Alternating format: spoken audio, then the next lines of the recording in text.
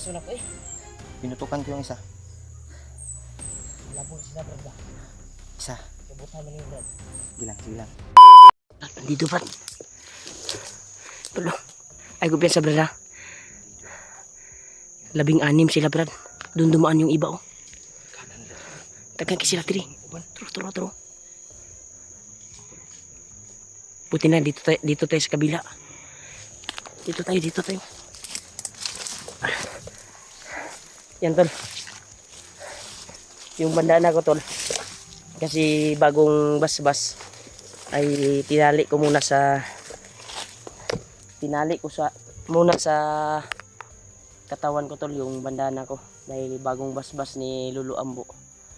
Kaya para makuan yung mga kuan natin ba, mga tanim natin na mga agimat sa katawan. Ha? Oo. Yung kambing kanina brad. May dala silang mga kambing brad. Parang ninakaw nila brad. Ninakaw nila yung kambing. Tatlong kambing tol nakita namin, nahagip namin. Hindi namin sinundan. Parang galing bayan. Kasi naana dia sa ubos brad. Dungog bang tingog yapon brad. Kaya umikyas kami ng daan dito at may nahagip kami mga bandido dyan sa kabila. Ha? Dito brad. Sana makita natin yung kasama natin kasi G-Ward at ibang kasamahan, baka mas masugatan na ito diri ba.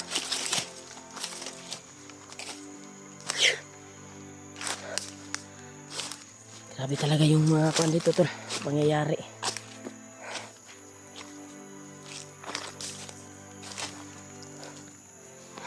Sa tol, pagkarasal niyo po kami na magkita-kita kami mga kasama namin at ipag-pray niyo po kami tol. Sana ay mapunto namin yung anak ni G-Ward kasi nakakalungkot isipin tol, sobrang bata pa noon.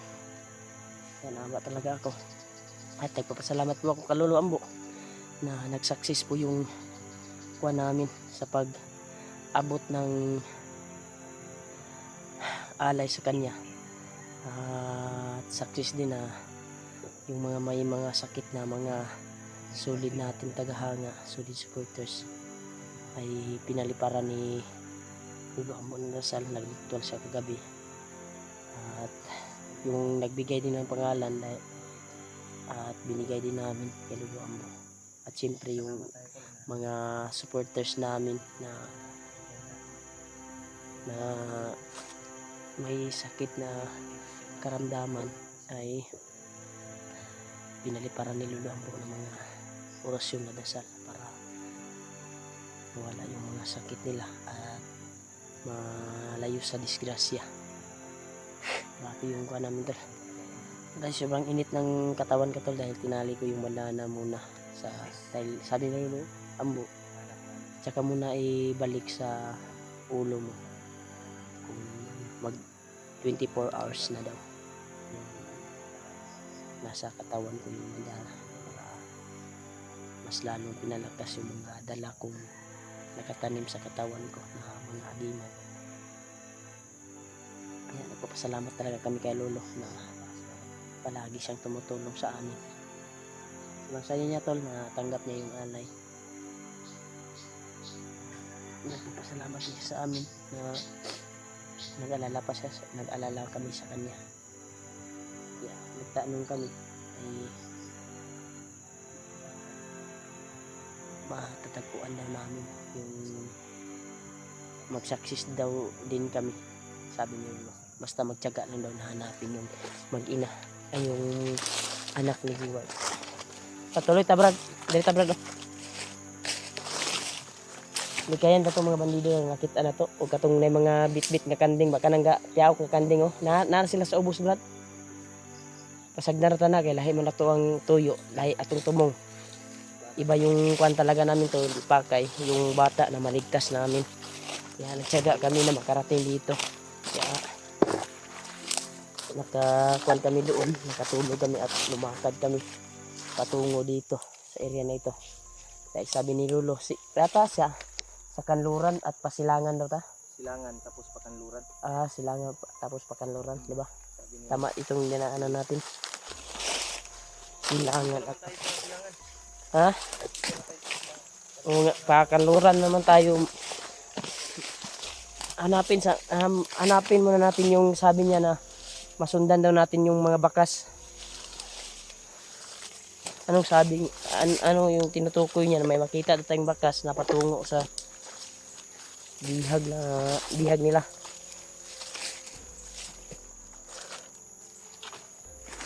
Sobrang init ng katawan ko tol. Pagkakuan talaga.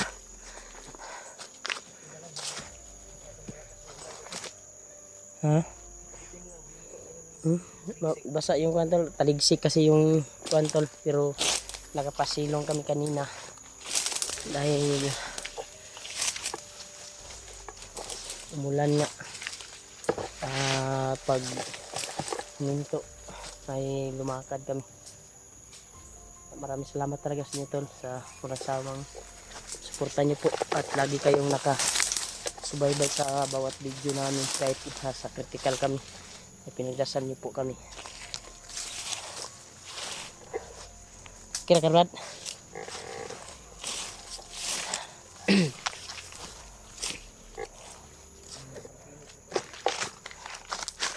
Brad, natingala lang ko Brad, baka itong kambing na itong nahagip kanina gawin katong ipanglok doon nila. 3 kambing kasi yun eh.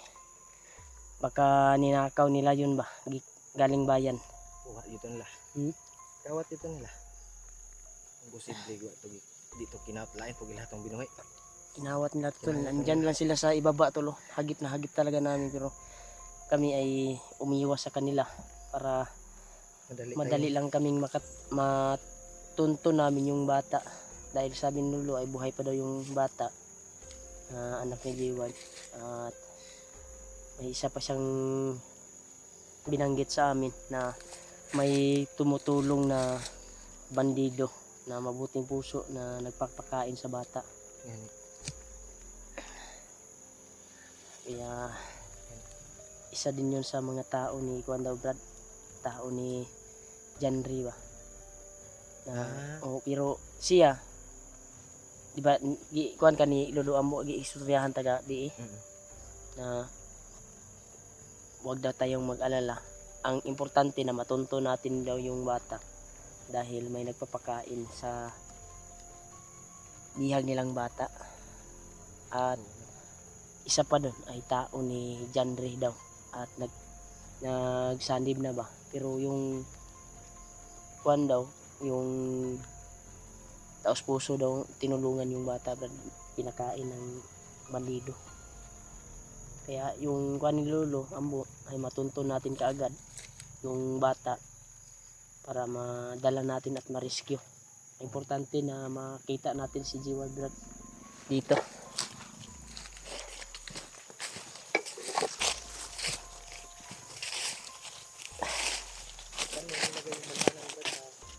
Tawan ko Brad dahil 24 hours daw bago i-kuan sa ulo. Bukas pa yan.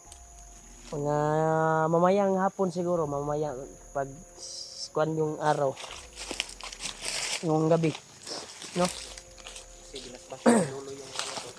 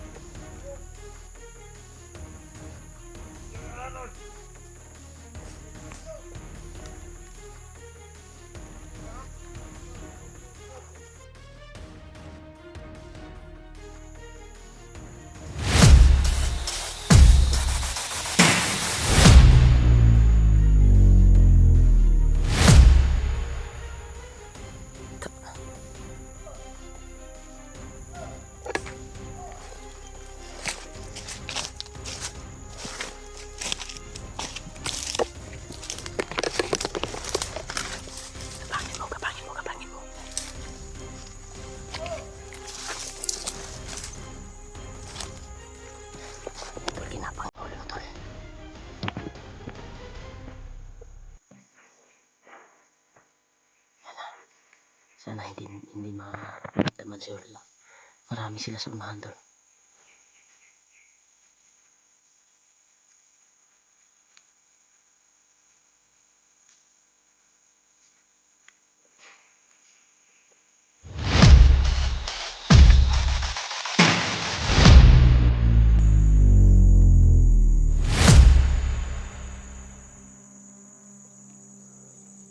Grabe. Brad. Ay, pag sa Brad, lapas sa unahan, Brad.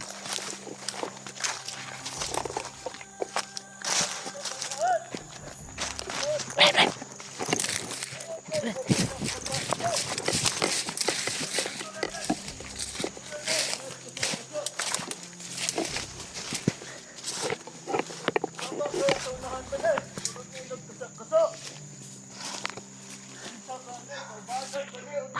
Takot, Brad.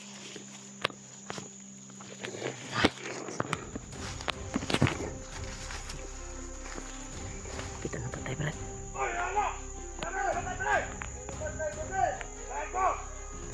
Kita na patay, Brad. Takot, Brad. Nalir to si Brad kasi nakikita na yung patay. Tura. Kita po ito nila yung patay na dito siya na.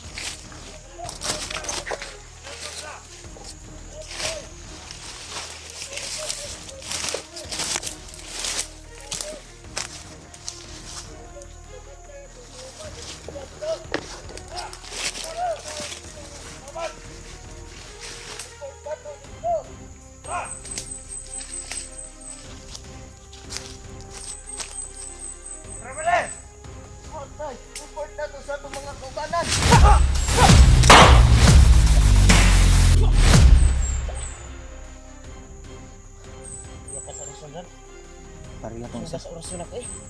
Pinutukan ko yung isa. Labog sila, Brad. Isa. Kabutan mo na yung Brad. Sige lang. Ilang tamo yung kumpiyan. Lakas mo orasyon na binigay ni Lilo mo. Lakas. Sipa rin mo Brad. Patay ko dito. Napakalakas talaga tal. Gumana yung tinali ko na bandana sa katawan ko.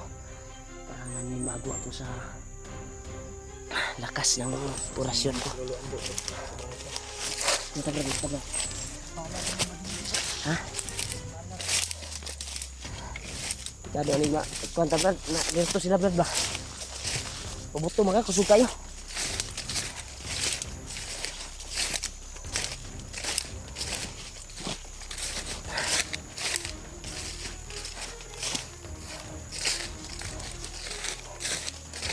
Dito Brad.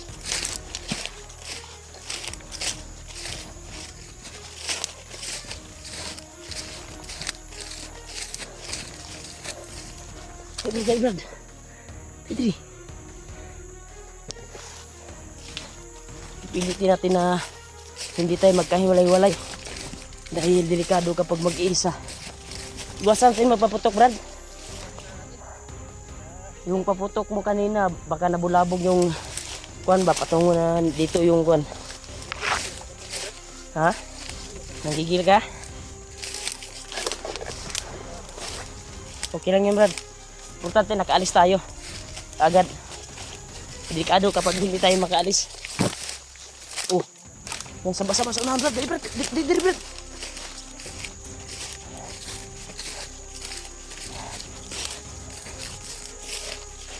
Sama-sama na, no? Nabulabog din sila, Brad. Ni-alerto sila.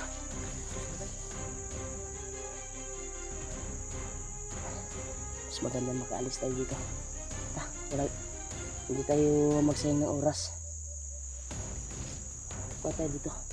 Iwas tayo dito, Brad. Kasi malayo pa yung sinasabi ni Lulu Ambo na matagpuan natin yung bata dahil dinala sa mataas daw na bundok.